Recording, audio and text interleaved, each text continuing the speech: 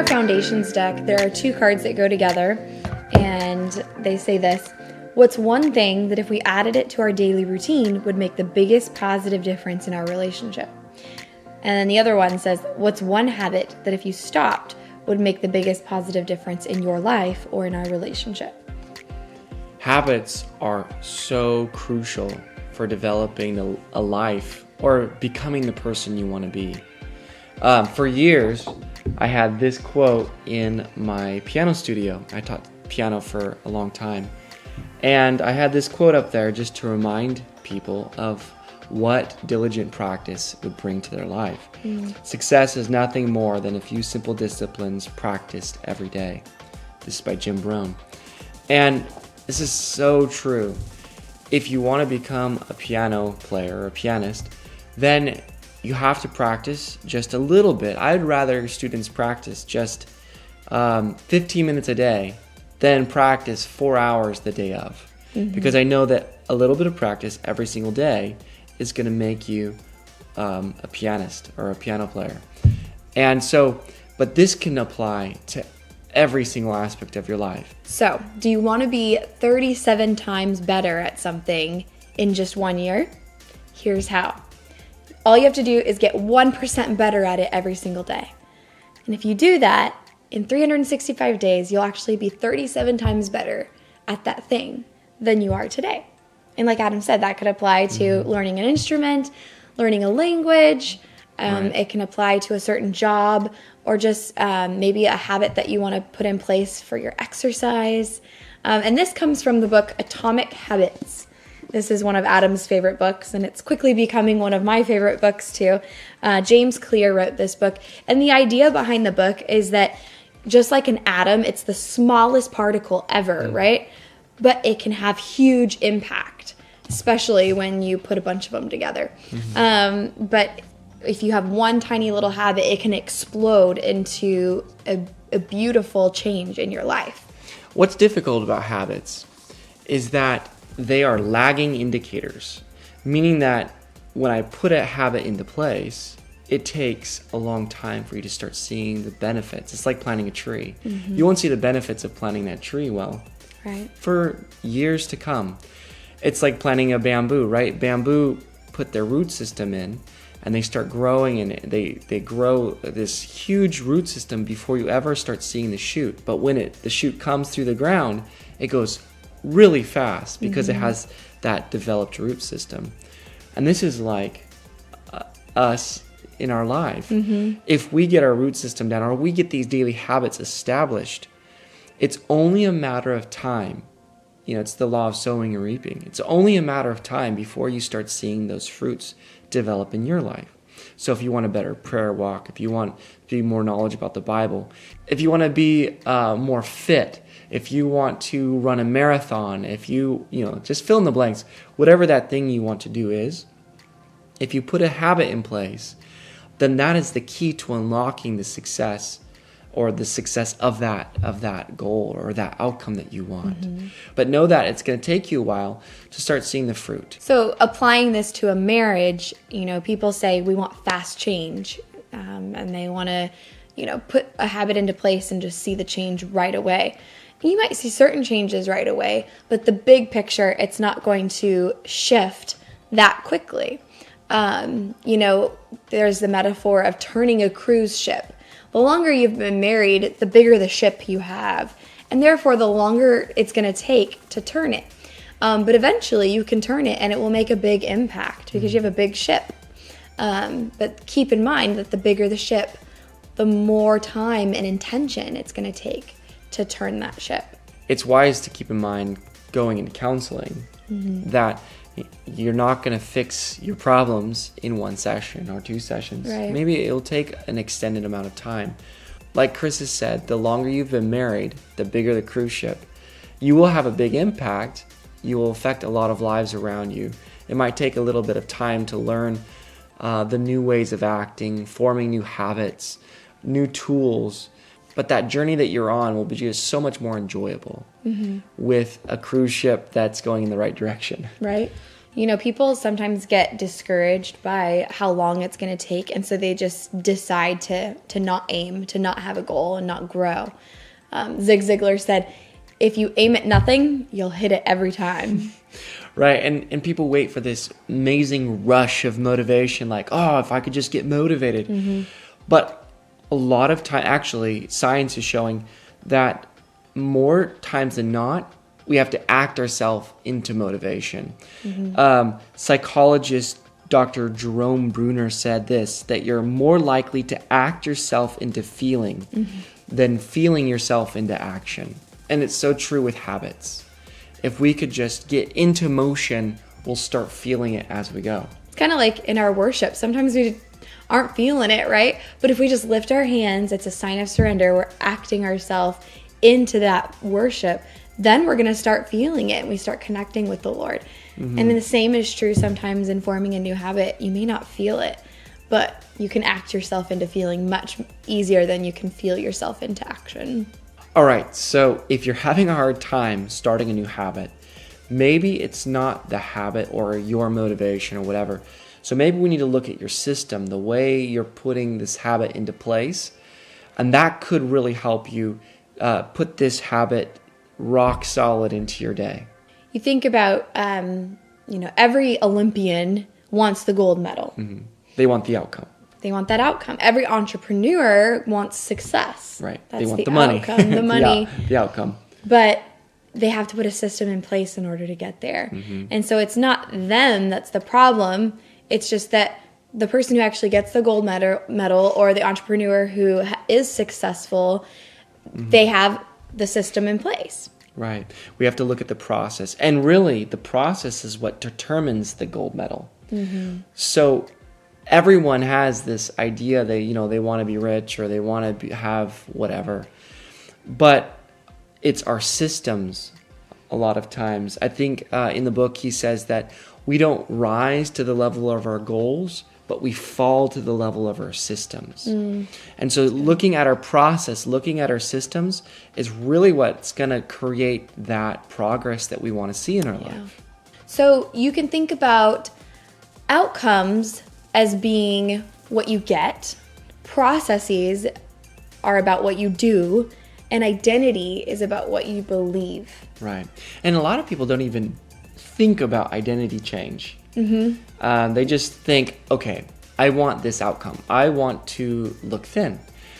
But they don't consider the first step of because really true behavior change is identity change. Yeah. I've noticed this over and over and over when I was teaching piano, is that the students who became pianists or really got really good and continued piano playing for a long time are the ones who started identifying themselves being that outcome, right? Yeah. Like they became a piano player. And I normally notice that at the 2-year mark. And I'm not saying you need to put on the identity after 2 years, but that's kind of where I saw it start taking place. Mm-hmm. They embraced it. Right. They embraced I'm not just taking piano lessons, I'm a piano player. So it's accepting that identity change, and that's really where you start seeing behavior change. Mm-hmm.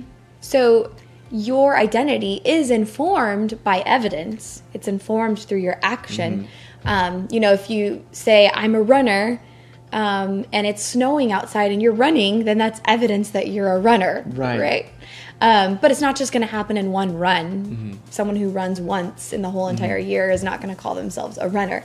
So you do have to inform that identity through evidence, through your action. Right. And it's evidence for yourself, right? Right. Because that every action you take is like putting a vote in for the person you want to become. Mm-hmm. So if I want to be known as a person of prayer, then every time I pray, I'm shaping that identity that I want for myself. Yeah. And I'm putting the vote in for being that person. Mm-hmm. So it all goes together, right? So I might not see myself as that yet, but every time I do that action, the more powerful that habit becomes, I start identifying as that thing or the person I want to be. Yeah. I remember when you had this shift in your prayer life and you told me babe, I'm starting to actually identify myself as a prayer warrior. And that made a big impact in your prayer life because you actually made that shift in your identity. Yeah. It's true. It did make a big impact for me when I had that identity shift. Because the identity shift it's a 2-step process, right? It's deciding what you want to be. So that's number 1. Yeah. And then 2, proving it to yourself with small wins. And really this feeds into a second subject, but it feeds into self-esteem. Yeah. Which is so important in a marriage and if you want to do big things in your life. Because self-esteem is your relationship with yourself, right? It's, do you like yourself? Right. And so, I mean, it's hard for me to love other people if I don't even love myself, Well, right? Scripture says to love your neighbor as yourself. And sometimes we forget that part about loving yourself. Sometimes as Christians, we think that being selfless means we can't love ourselves. But we actually are instructed to love our neighbor as we love ourselves. Right. So it's assumed, Yeah. right? So as I have build up these atomic habits or these small habits, improving myself like, oh, I can be this. I am doing this. Every win is helping your relationship with yourself, your self-esteem. Yeah. And you become a person that you want to be around. Yeah. So this is so important. Decide what you want to be and then prove it to yourself. And so now let's kind of shift into, well, how do we set this habit? How do we effectively create a habit that will stick around, that's sticky enough that we want to do, and that will make us the person that we want to be? So some practical tips. Yeah, let's jump into it. All right, so first, with designing a good habit. So we're doing +1, -1. For the +1, here are the 4 steps. Number 1, make it obvious. Number 2, make it attractive. Number 3, make it easy. And number 4, make it satisfying. Right, because it's a cycle. It's a cue or the trigger, craving, response, and reward. If we want to break a habit, we want to do just the reverse of those. So for breaking a negative habit, so this is the -1 piece. Right. For the cue, the trigger, make it invisible. Something that you want to get rid of, like, I want to stop eating junk food. Well, get the junk food to be invisible. Don't have it in the house. And then the craving, make it unattractive. So think about the negative things that it does to your body. Number 3, make it difficult. That's the response, right? So make it difficult to actually get it. And then number 4, make it unsatisfying as far as the reward goes. Because that's what we know about operant conditioning, is that when something is rewarded, then it reinforces the behavior. But if it's punished, it actually makes the behavior less desirable next time around. It's a feedback loop.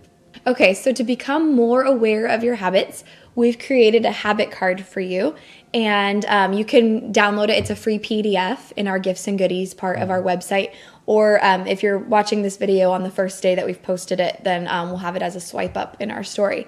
But this habit card has a space for you to make a list of each of your daily habits. So next to each habit, you'll put a positive sign if that, like a plus sign, if it's an effective habit. You'll put a negative sign, so a minus sign, if it's an ineffective habit, if it's a habit that doesn't get you closer to the goal. Right. Or just you could put an equal sign if it's a neutral thing, like waking up. Right. Or I guess that could be a positive thing. Yeah, that's a good thing. Well, waking up at 6 or whatever you want to wake up, right, if it's a hard goal. So this is going to be really helpful because the first step of change one of the first steps of change is realizing where you are, and what you're already doing. It's like establishing baseline. Right, because not everything you do is, like Chris has said, good or bad. It's just, is that habit moving you toward the person you want to be? So go ahead and take the time and look at each and every one of your habits, or the things that you're doing. I get up. I normally right out of bed, I don't do this, but I look at my phone. And then I go and make some coffee. And then so list the actions that you do in the morning.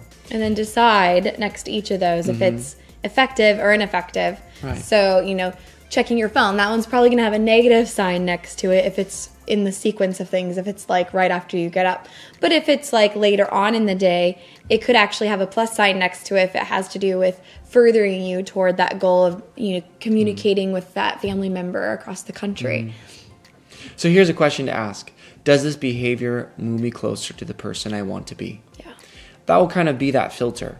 So is checking your phone first thing in the morning, besides checking the time, moving you to that person? Or should you like get up and be sober-minded and go straight into, reading your Bible or praying or eating a good breakfast or, not cluttering your mind already with comparisons of other people's lives, right, or whatever. So maybe that's something that you need to look at. Mm-hmm. So once you've established baseline, the next step is to actually implement the new habit. And so how to start that is to phrase it in a format that's going to be helpful to you. So rather than something like, I want to be more productive or I should go vote, actually use this format instead. And this is in your habit card. There's a fill in the blank there. But here's the format. When X situation arises, I will perform response Y. So I will blank at this time and at this location. I will do this behavior at this time at this location. So that's kind of a way to make it more of a determined habit that you're going to embrace rather than like a values statement about what you should do. Right. Generally, when goal setting, ambiguity is not a super good thing. You want to be very specific, time or place. Another way of doing this is called habit stacking, and what he talks about, James Clear talks about in the book, and other books too. But stacking the habit that you want to do next to something else that you already do. And so instead of time and place, because maybe your schedule changes all the time, so you can't say at 5 o'clock, I will do this. Well, it might, you might get off work at different times every day. So it may be more effective to say after work, I will. In the car on the way home from work. The first thing I do when I get home is, so connecting your habit, your current habit, to the habit that your new habit that you want to implement is a good plan. So for example, I say that before I do anything on my phone, I'll listen to the Bible and read my Bible. So I can't do anything else. So it's kind of like a before anything, I will do this because that's my priority. Well, actually one that a lot of our couples do when we teach them the daily check-in, which is those 3 questions: what went well in our relationship today, what didn't go so well, and how can I be helpful to you? Those 3 questions, it's hard to just like remember to ask each other that every day. But if it's attached to another habit that you are good at, like brushing your teeth every evening before you go to bed, then you can attach it to brushing your teeth. So before brushing your teeth, I will do this, or I have to do this. Another thing that we just implemented that's been super helpful for us is our 3 musts. Yeah. So we talk to each other, okay, what are your 3 musts for the day? The night before. So before we crawl into bed, we have to talk about our 3 musts for tomorrow. And we attached it to something we already do, which is putting our kids down to bed. We pray, we put them down, and then our new habit is to establish the 3 musts for the next day.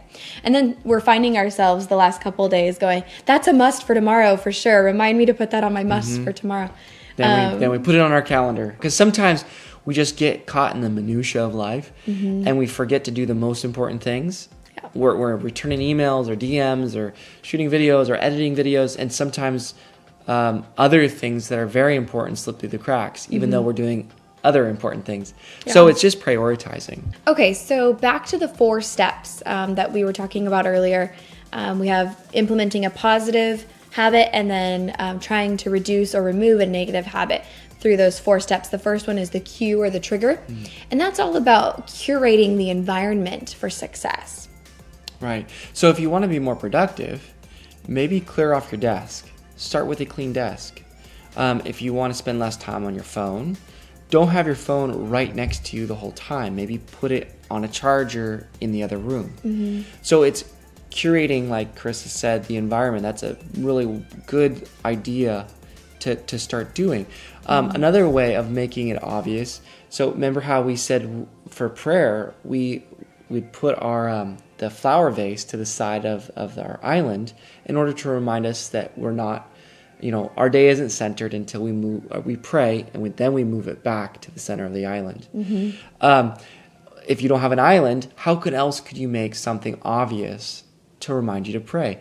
Well, if you could put a chair right in the middle of your living room that's way out of place to remind you. If you want to run, put out your clothes in the hallway where you have to step over them until you run. So there's so many ways of making it obvious. This really helps me to remember, because I get really focused on other things. And so having it very obvious, the trigger very obvious, helps me to remember and to take action. Okay, so the next one is craving. So for this one, pair the action that you need to do with something that you want to do or that you like, to kind of make it more attractive.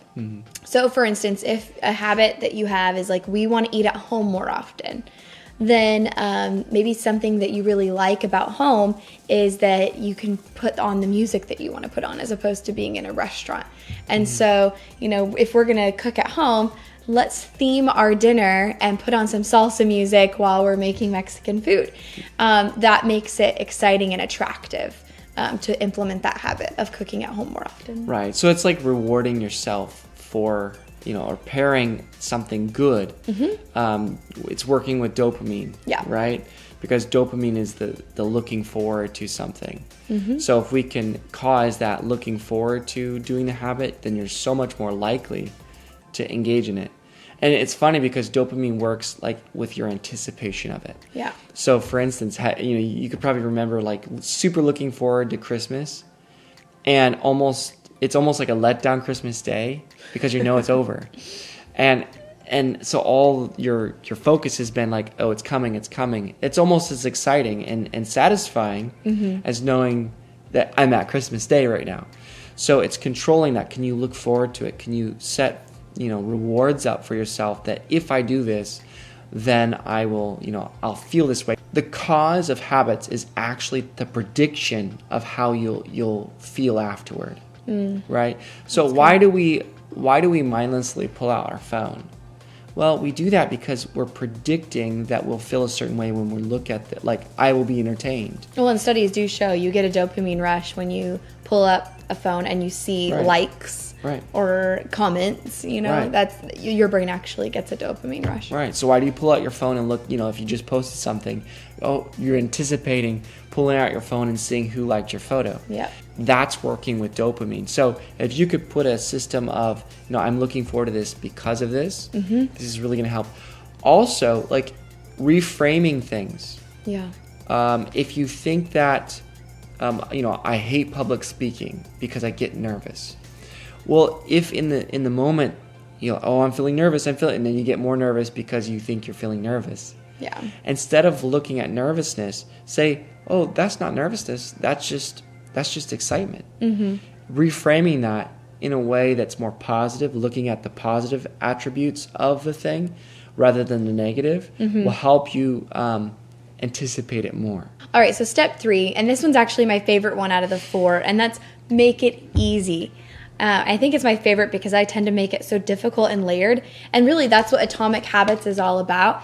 Make it simple. So if your goal is to write a book, write 1 sentence every day. I need to preach that to myself about my dissertation. But if your goal is to read more, read a page a day. If your goal is to plant a garden, put it on your grocery list to get the seeds. It starts very small. And this really comes down, he calls it the 2-minute rule. Try to just do something, put the habit into place when you first start that's very, very small, and will start giving you the wins and start pushing you to the person you want to be. So instead of saying, I'm going to run a mile every day, change that to, I'm going to go to the door and lace up my shoes. It sounds simple, but it makes a huge difference, because what happens when you're standing at the door? You're like, well, I might as well run. Right. We've actually assigned this to several clients who say they want to get going to the gym. We'll say, go to the gym, and that's it. You don't have to work out. If you want to, you can. But just go to the gym. Our gym gives us 2 points in our check-in card when we scan it. So go in, scan your card. You want to go grab a drink of water at the water fountain, maybe sit at the sauna, and go out. Right. Or you just go in and out. So your ritual is completed when you check in, or when you lace up your shoes. That's all it is. Then you can decide from there, because normally you're not in the right frame of mind if you haven't taken any action. Yeah. You'll normally default to what's easiest, and that's not what you want in these circumstances. So just take some action, and that will help you make a better decision in the moment. All right, so number 4 is make it satisfying, and that's the reward. Okay, and this one is pretty simple. What is rewarded is repeated. So that's, again, back to operant conditioning. We talked about that in step 2 about make it satisfying. So make sure that you're making that feedback loop come all the way back around. Reward yourself for fulfilling those first few steps of that goal. Right. A couple of practical ways of doing this is keeping track of the habit itself. So taking out that sheet, Monday, Tuesday, Wednesday, Thursday, check off. Oh, I did it. I did it. I did it. I did it. And that makes you feel good. It shows you that your identity is shifting. Right. It gives you that sense of accomplishment. And then also tied to this, which could really help you shift your identity, is getting an accountability partner. Right. And there's so many ways. This could be a whole different video. But sharing your results, you could do it publicly on your Instagram account, which that takes guts. You could do it with just a couple of people. Yeah. My wife's family has a big family text going that shares their progress and what they're doing and the food they're eating. So it's their family health. It's called text. the Wellness 2019 text. Yeah, and they're always sharing and encouraging, and that's a form of accountability. And the healthiest or whatever, they have rewards set up. So that's accountability. That's pushing people toward becoming who they want to be. Yeah. So that's a really effective way of doing it. Another way is, that's the carrot, and you could also have, the stick. I remember when I was trying to learn Spanish, and I didn't want to miss a week of working on my Spanish. So I remember handing my father-in-law $100 and another friend of mine $100 bill, and I said, "Keep this for me, and if I don't practice 5 days a week, spend it." And I'm a little bit of a tightwad, and so that really would hurt to have that money spent. And so I didn't miss a day. Yeah, I was really good on that. So it's just, here's different strategies that you can use for making habits stick. I hope we're all trying to grow and become the person that God wants us to be, whether that be focusing on the body, mind, or spirit, character, whatever that is that you're working on. Let's be the best versions of ourselves and being the best version that God is pulling us to. So I hope this is helpful and effective at laying out a plan for being who you want to be. So if you want to work on some of this as a couple or even as an individual, you just want to grow, want some life coaching, we would love to provide that for you. Yeah. This is Adam's area of expertise. As you can see, he's pretty passionate about this. But we'd love to connect with you, set some goals with you, keep you accountable, and help you with some tools or resources for actually hitting some of those goals this year. Yeah, so reach out. God bless you. God bless. Bye-bye.